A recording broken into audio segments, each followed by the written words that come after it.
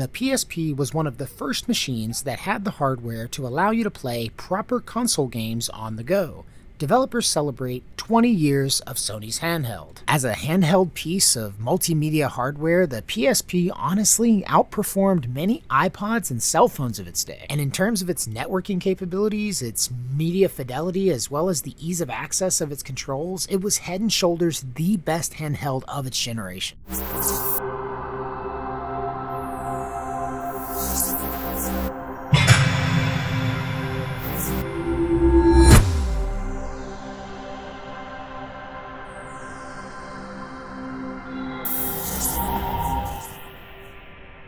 Hello fellow travelers and welcome to the Hard Light Network. So today guys, we are talking about what could possibly be the greatest handheld gaming system of all time, the PlayStation Portable. Looking back, it's kind of hard to believe that this system is 20 years old. It honestly still feels relatively new, but I suppose that's just a testament to how well this specific piece of hardware has held up over the years. As a handheld piece of multimedia hardware, the PSP honestly outperformed many iPods and cell phones of its day. And in terms of its networking capabilities, its media fidelity, as well as the ease of access of its controls, it was head and shoulders the best handheld of its generation. And don't get me wrong, as much as I loved my Nintendo handhelds with their durability and exclusive titles, Sony honestly outperformed them and just created a better machine all around. But seeing as how we've got a lot to cover about this amazing piece of technology, I want to tell you guys to please hit that like button, subscribe so you don't miss out on any content I've got coming up for you in the future,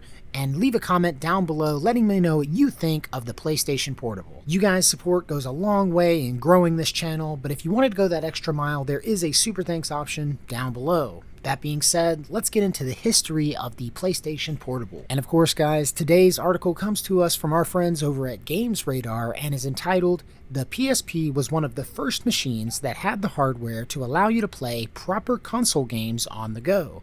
Developers celebrate 20 years of Sony's Handheld." When the 10th anniversary of the PlayStation rolled around on the 3rd of December 2004, Sony was on top of the world. Its original machine had transformed the business, and the PlayStation 2 had only extended its market dominance. What's more, the company was just days away from launching the PlayStation Portable, its first foray into the handheld console market, a field that had been dominated by Nintendo and its Game Boy family of consoles since 1989. Of course, Nintendo had seen off no shortage of pretenders to the throne over the prior 15 years, but Sony had already overthrown market leaders once, and nobody with an ounce of sense was willing to downplay the potential for the company to do it again. Sony announced the PSP, better known by its initialization than its full name, even then, at E3 2003. Ken Kutaragi promised that the PSP would inhabit, quote, "a world where all kinds of entertainment like games, music, movies are going to be fused together," pitching it as the Walkman of the 21st century. The only piece of physical hardware shown was the prototype of the system's proprietary storage media, the Universal Media Disc, a 60mm dual-layer optical disc contained in a plastic housing, offering a high storage capacity of 1.8 gigabytes. A concept image of the console itself later surfaced in November 2003, a sleek, stylish black device with a look relatively similar to the final design, albeit with a totally flat D-pad and buttons, and no apparent analog input or shoulder buttons. The PSP was officially unveiled at E3 2004, and it promised to do everything. As well as playing games, it would be your MP3 player and a machine to watch movies on, with prototype camera and keyboard accessories suggesting yet more functionality. The praise from press was effusive. Edge described the machine as an instant design classic, some are already ranking alongside Apple's iPod, and highlighted its impressive LCD display, quoting an attendee as saying, "You can see the screen from the other side of the effing hall." The games on show, including Ridge Racer, World Rally Championship, and Dynasty Warriors, looked almost comparable graphically to their PS2 counterparts. The magazine concluded that the real impact of the new hardware was suddenly making portable games a viable proposition to those who had previously dismissed it. Nintendo officially revealed the PSP's primary competitor, the DS, at E3 2004. The differences in approach became clear immediately, as Nintendo's Reggie's Phil-Aim told attendees, while others plan to let you go a little faster down the same roads you've always traveled, Nintendo plans to take you down incredible avenues you've never seen before. To that end, Nintendo's machine offered a variety of quirky features. Tyler Sigmund, who worked on both the DS and PSP projects at Backbone Vancouver, remembers it well. It was really an interesting time because there was so much experimentation going on. DS had the novelty factor of 2 screens and the touch and all that, but then PSP was this slick, higher performance console. Chris Barusa, who co-founded Red Hook Studios with Tyler after they worked together at Backbone Vancouver, remembers just how exciting the PSP's raw power was to developers as well as players. I came off the N-Gage, so I was like, we're in the big leagues now. I love the PSP because we could do so much more stuff. It wasn't just the processing power that was tantalizing either. The first time we got our hands on the PSP kits, we were immediately impressed by the size of the screen, the resolution, and the vibrant colors. It was a big step above the current handheld consoles, mainly the Game Boy Advance at the time, says Richard L. Gararb, then a lead programmer at Ready at Dawn. The joysticks and controls brought it closer to the PlayStation DualShock, expanding the kinds of games we could imagine on the console. It represented a major advancement in mobile gaming, building on Sony's legacy of innovation since the PlayStation. Those bold claims about the PSP approaching PS2 quality, though, surely they were somewhat hyperbolic. Phil Rankin of Sumo Digital was working on Virtua Tennis World Tour at the time, which ended up being a hybrid of the Dreamcast and PS2 versions of the game, with a number of unique features developed by us to add that unique Sumo twist. A situation necessitated by incomplete source archives. Steve Lysette, also of Sumo Digital, expands on the relationship between the systems. For Outrun 2006, we effectively had 3 sets of assets. One for Xbox, a reduced one for PS2, then a further reduced one for PSP, he recalls. The screen size helped as a fine detail got lost anyway, and so we could afford to have the texture sizes. We also typically targeted 30 FPS too, and whilst the screen was much better than historic ones, you still had a slight motion blur that helped smooth things out. We took a similar track with the port of Toka 2. In terms of CPU usage though, we ran the core simulation at the same speed as PS2, so it had plenty of torque. You just needed to be careful graphically. All that power had to come with a caveat, surely. Edge noted that the only aspects to temper the E3's atmosphere of PSP's excitement was talk of battery life and price, and the former had certainly seen previous powerful handhelds fail. An increasingly nervous Nintendo even used this as an attack line as the launch of the PSP drew closer. Games reported that at a DS press conference in November 2004, Reggie told those in attendance, quote, "Those women at the Tokyo Game Show with those portable consoles strapped to them, what you didn't see is that those women were having to go recharge the batteries every 2 hours. Nowhere will you find any mention of the machine's power life, and you have to wonder why." As it happened, the PSP's 1800 mAh battery proved adequate, but only because of careful development practices. For a start, Sony restricted the CPU to 2/3 of its full speed for the first few years of the console's life. On Outrun 2006, we politely asked if we could increase the CPU clock to hold a steady 30 FPS, but Sony declined on the ground of battery life, says Steve. The UMD drive was also a serious constraint on battery life, as Paul Hughes remembers from his work on the LEGO games at Traveler's Tales. As the levels were coming off the UMD, we had to be clever about the disc layout in order to keep the UMD seeks as infrequent as possible, as you wanted to reduce the times you span up and down the disc, he tells us. You needed to be pulling in as much data in one burst as possible. You did this because spinning up the UMD drive to put out a drain on the battery, and the longer the game could play on one charge, the better. That wasn't the only way that the UMD proved to be a source of pain. As Steve remembers from the development of Virtua Tennis World Tour, one problem that we discovered late was how slow the UMD drive was, he explains. Through development, the game loaded from internal memory, and the UMD emulation didn't arrive until quite late. So it went from rapid loading before that to slow loading overnight. We spent a chunk of time speeding that up as best we could. You could get test pressings on UMD, but these took time, and due to the launch title pressure, I think we only did a couple. Some early games really struggled with this. Most infamously, WWE SmackDown vs. Raw 2006, which could take almost 2 minutes just to load a wrestler's ring entrance scene. Despite the development challenges, the software looked like it would deliver on the potential of the hardware. I was still getting my head around writing for an actual magazine people were buying, so everything was exciting. I do remember going to a press event launch for the PSP and walking into a room full of branded standees, which at the time felt like my first real behind-the-scenes moment for the industry, says Leon Hurley, who was just getting accustomed to his new job, writing for the official PlayStation 2 magazine as the console arrived. When you saw games running on the PSP for the first time, they didn't have much of a stripped-back, handheld compromise feel to them. The PSP first arrived in Japan on the 11th of December 2004 and was greeted with great enthusiasm. Over 200,000 consoles were sold on that day alone, a figure slightly behind the 230,000 of the DS achieved there,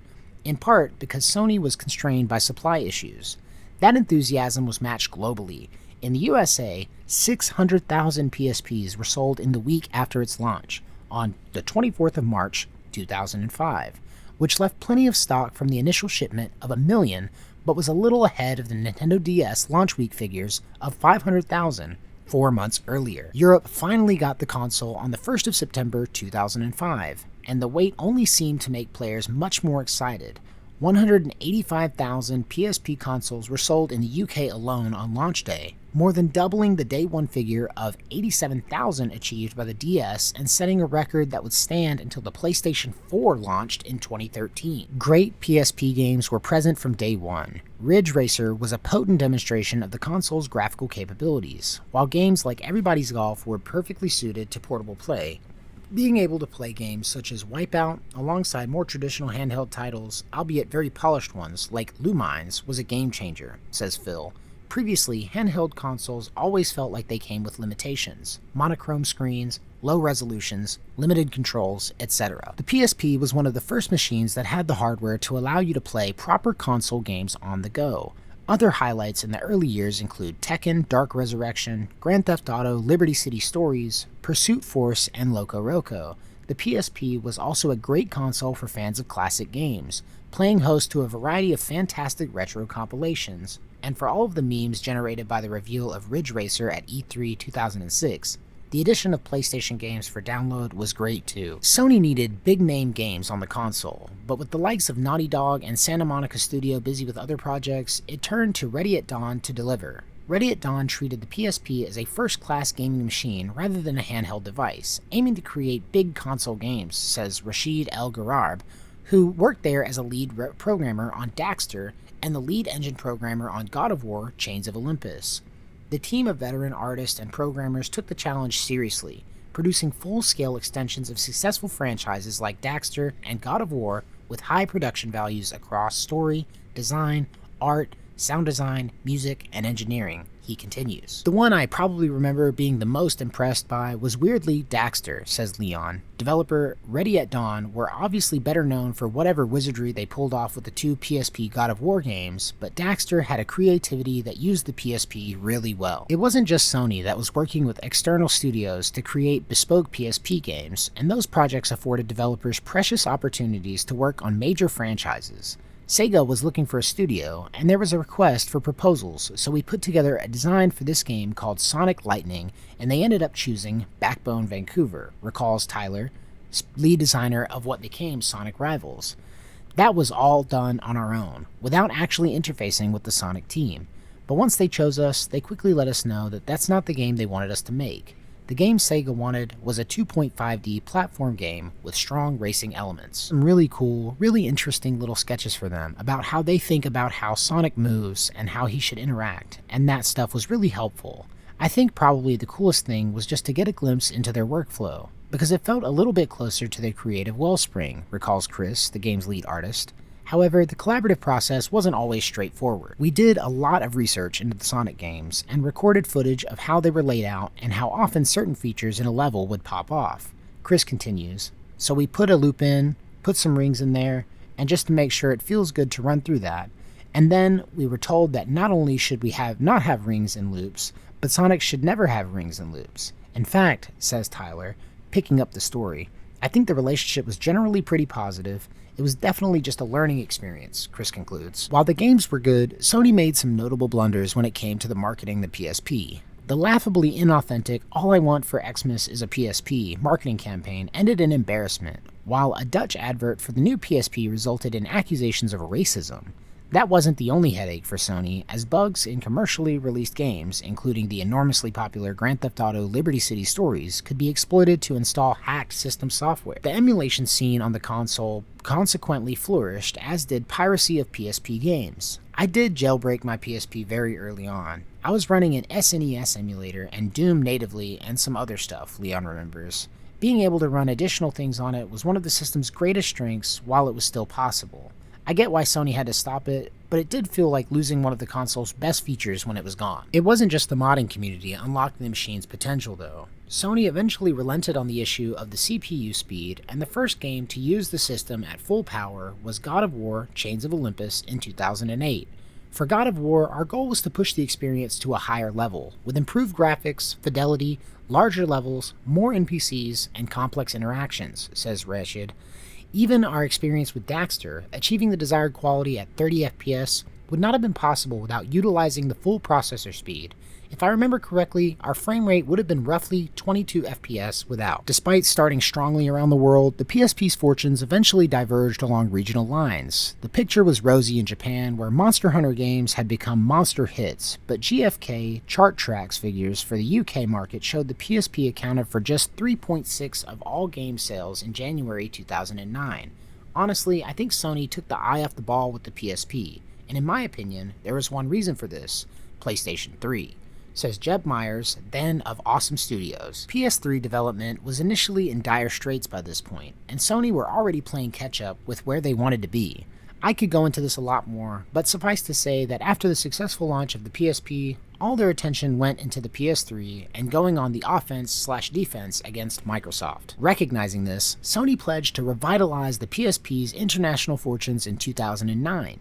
The platform holder announced a range of high-profile first-party games including MotorStorm Arctic Age, Resistance Retribution, Little Big Planet, and Gran Turismo, with third-party support including Assassin's Creed Bloodlines, Rock Band Unplugged, Dissidia Final Fantasy, and Tekken 6. Keen-eyed readers will note that many of those names are more associated with the PS3 than the PS2, and the shift away from the older format did impact development.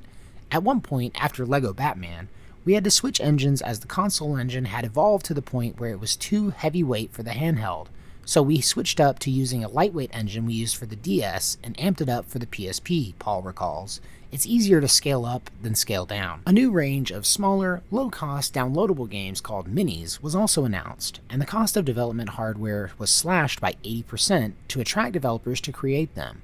This brought some great games to the platform over the years, including Velocity, Cannibalt, and Pinball Fantasies. These were inspired by the success of low-cost iPhone apps and intended to support a new piece of hardware, the PSP Go. The new machine had an attractive form factor and 16 gigabytes of internal storage, but was also completely incompatible with existing memory cards, peripherals, and even games, since it lacked a UMD drive. Dutch retailer Netgame refused to stock the machine, citing its high price and the disadvantages of the download-only software model.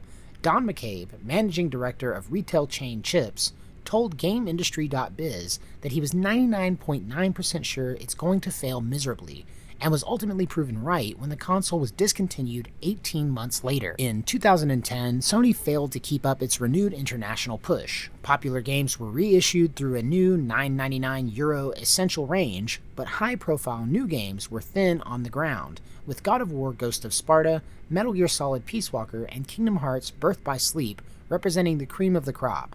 By the end of the year, Bob McKenzie, GameStop's senior vice president of merchandising and marketing, told Eurogamer, "If I were to pick a disappointment, the only thing that would be looking at the number of titles that have launched on the PSP format compared to the prior year.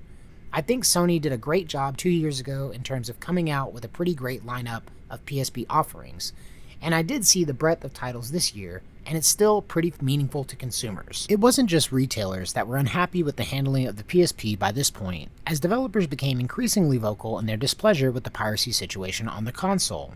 Dylan Cuthbert of Q Games had taken to Twitter in 2009 saying, "I don't think we'll port anything else to PSP. We have to see how Pixel Junk Monsters Deluxe does, as there's a lot of piracy." It was a shock to log into a PJMD chat room and hear them talk about how they were all playing ripped versions. In 2010, Ready at Dawn's creative director Ru Uesirara told VG247, "It's getting to the point where it doesn't make sense to make games on the PSP if piracy keeps on increasing." It was a tough message to hear from a developer that had achieved great things with the console. The story was different in Japan, of course, where the release schedule was healthy and the system was buoyed by hits like God Eater, Through 2010 and into 2011, PSP fans elsewhere saw their hopes dashed as localized versions of exclusive games like Final Fantasy Type 0 and the Yakuza spin-off Kiryu Ryu Gakoku Shinzo failed to materialize. It felt like a console had more or less been abandoned as work proceeded on its successor, the PlayStation Vita, to the point where it was a surprise when Sony announced the new budget PSP Street model at Gamescom in the summer of 2011. The Vita would launch in December of that year and ended up as an international destination for Japanese PSP favorites like Danganronpa Trigger Happy Havoc, though it lacked a UMD drive. The Vita was compatible with digital PSP games, and downloadable releases continued until the release of Retro City Rampage DX in 2016. Reporting on Sony's decision to cease shipping PSP consoles in 2014, MCV noted that, quote, PSP spent much of its life being maligned as a failure, based on the greater success of the DS, and like us, it considered that an unfair assessment, but the trade magazine still felt that its legacy will be one of failure, citing the decision to use UMDs, the push to sell movies on them, and the disastrous PSP Go experiment. All in all, its biggest failure was perhaps its lack of killer IP. The magazine concluded, "How many truly memorable PSP exclusive titles can you recall?" Sony had come to similar conclusions beforehand in 2012. Company representative John Kohler told Gamasutra, "The issue is what happened with PSP is that we got overrun with ports. It became very difficult for us to define what made PSP unique." In retrospect, I think that the PSP's power actually counted against it in the end. All the big publishers tended to just take the cheapest route to making games for it. Cut down PS2 titles with slightly worse controls. It meant the overall library didn't have much of a draw, despite some real standout classics which were always PSP-specific games, Leon reflects. It didn't help either that anything that did sell well got ported back to PS2 in the end. The GTA games, for example. It meant that while the hardware was good and had all the potential to be great, the console library lacked any real weight. Despite that, the PSP remains memorable for those who embraced it. As Rashid tells us, before playing any games, the PSP was my first high-quality portable video player, superior to the DVD players that were popular at the time. I used it to watch the first videos of my newborn daughter in early 2005, and bought movies for overseas trips.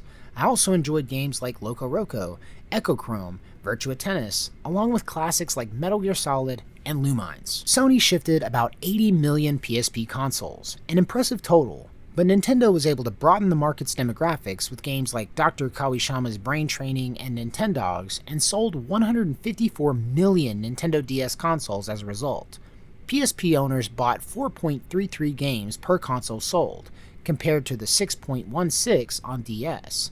Some have suggested that the PSP was a failure based on those numbers, but the truth is that the PSP's hardware sales are comparable to those of the Game Boy Advance, and its software sales ratio falls between the Game Boy's 4.22 and the GBA's 4.63. If the PSP was a failure, it's only in comparison to an exceptional competitor and the expectations created by Sony's market-shaping prior successes. Sony didn't come close to breaking Nintendo's dominance of the handheld market, nor did it revolutionize portable entertainment, its ambitions curtailed by the rise of the smartphone. But for all of its patchy support and some odd decisions, it did create a console that hosted plenty of memorable games, which are easy to experience today as PSP games are generally inexpensive. The PSP is due a nostalgic reprisal in this 20th anniversary year. Seems like an opportune moment for it. So if you've previously missed Sony's miniature marvel, now is a perfect time to dive in. The ability to watch DVDs on the PS2 was a key part of that console's massive success, so Sony desired to make films a central pillar of its strategy to turn the PSP into, quote, the Walkman of the 21st century. However, where the PS2 had latched on to an emerging industry standard, Sony's plan with the PSP was to sell film and TV content on its proprietary Universal Media Disc format. Oddly, the video was encoded using the H.264 format at 720p, far higher than the 480p resolution of the PSP's LCD display.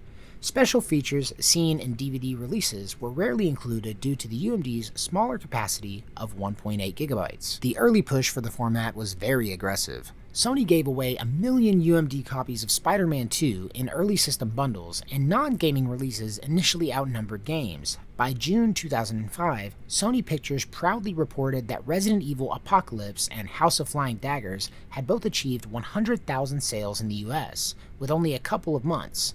In the UK, new films were generally priced at around €20 at launch.